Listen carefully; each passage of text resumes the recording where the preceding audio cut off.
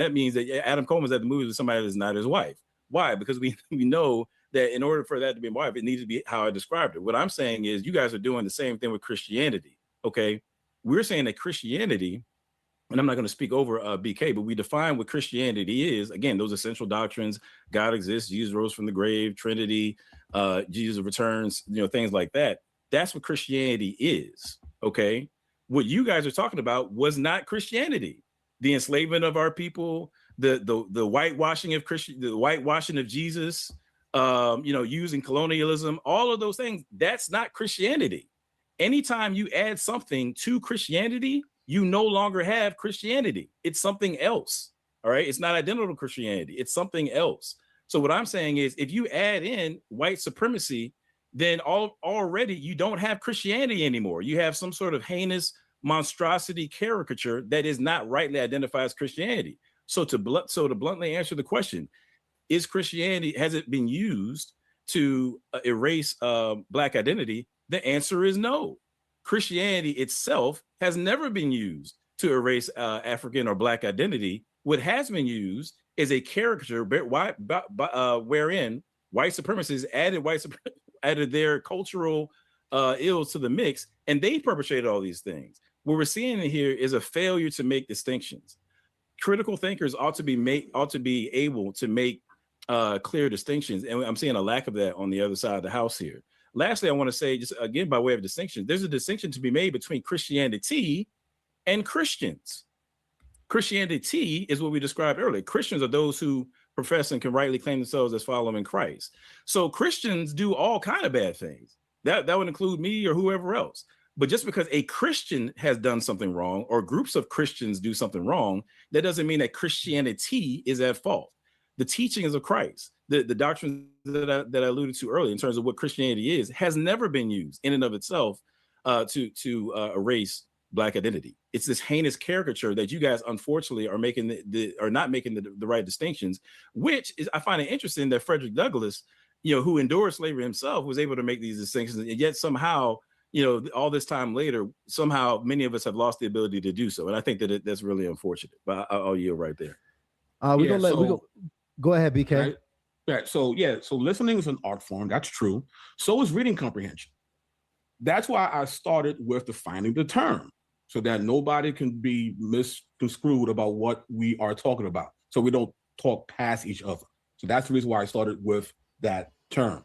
Two, Cesario, you've been dealing with urban apologists for a minute. None of us think this dude is white. So that's cat off rip. None of us.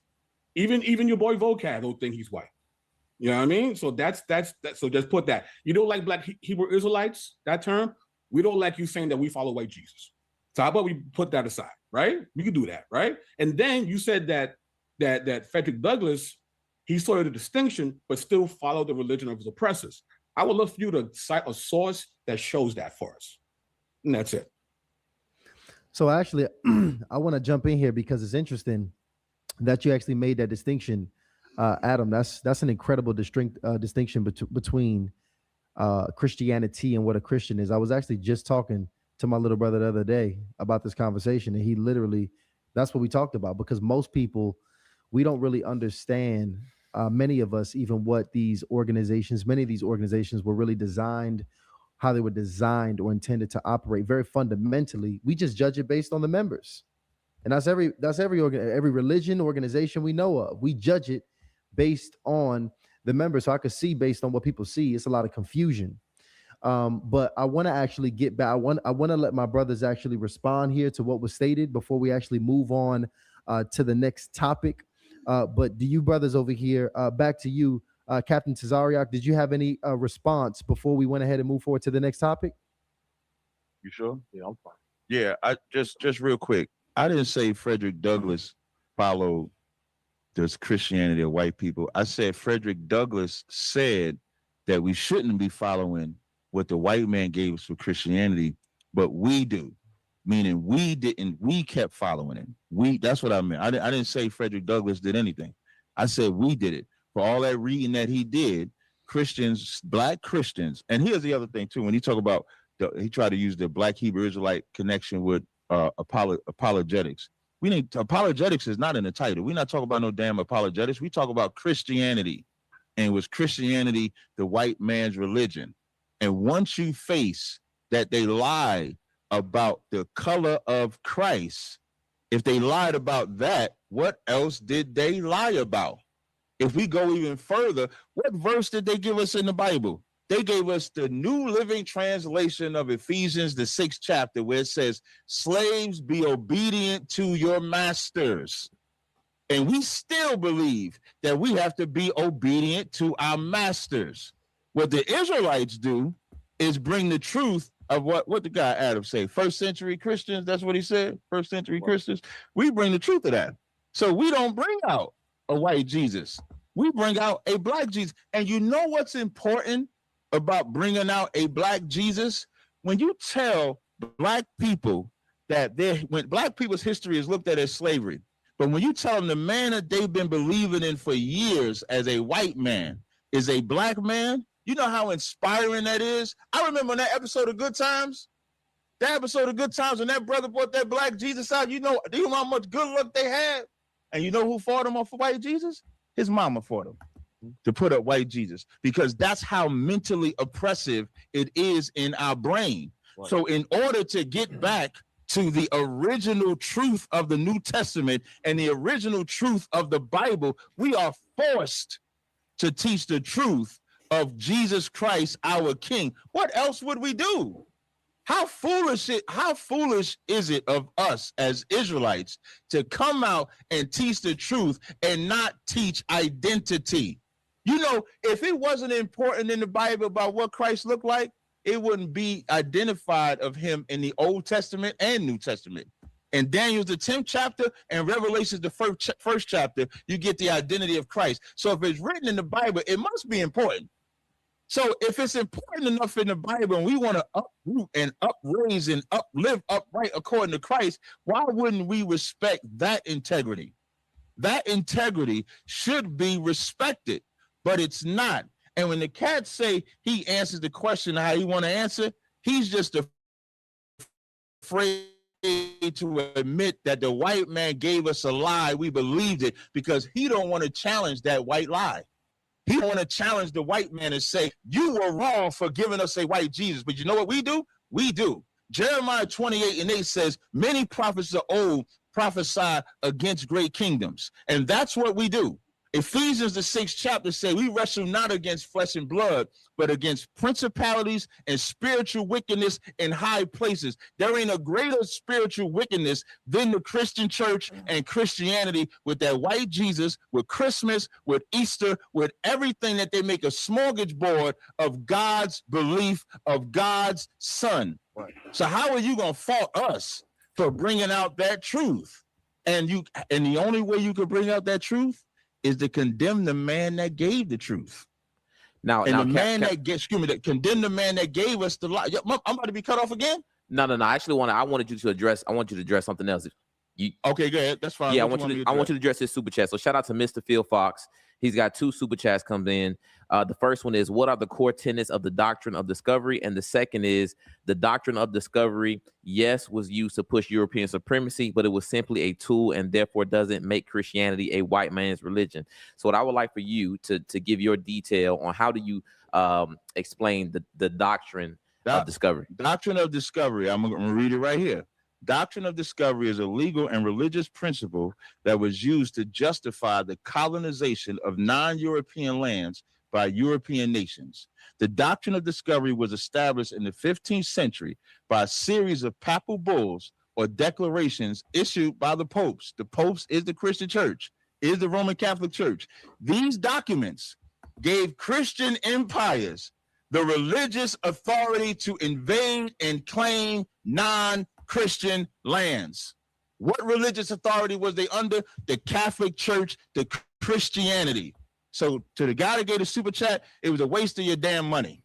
It was an absolute waste of your money because it's an absolute lie. And this is what I mean. Like, are y'all going to stand with people that tell the truth or people that tell a lie? Right. I can't believe that somebody paid you to tell me that the doctrine of discovery was not about using the religion of Christianity and the Roman Catholic Church to invade non-Christian land. Anybody can look that up.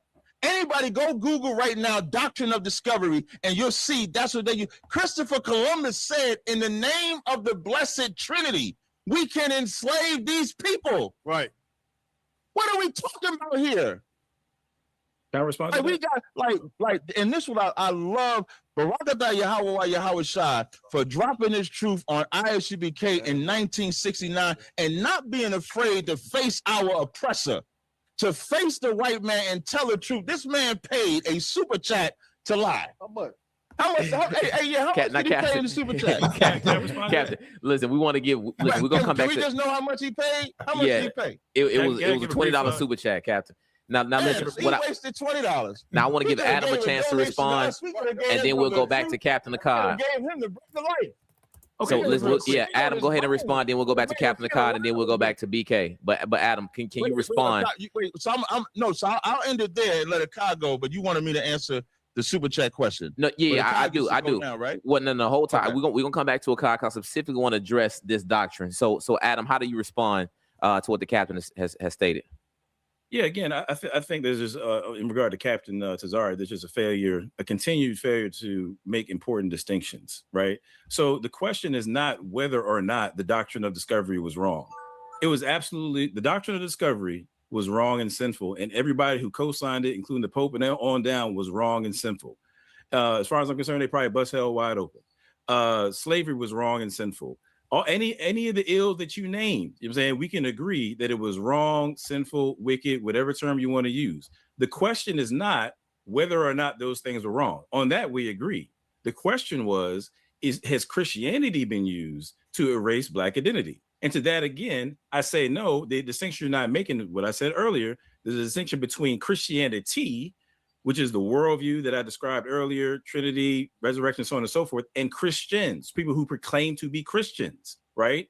So when you think about it, you keep saying they did this, they did that. Well, Christianity is not a they, okay? Christianity is a worldview. So we agree that those professing Christians, were dead wrong.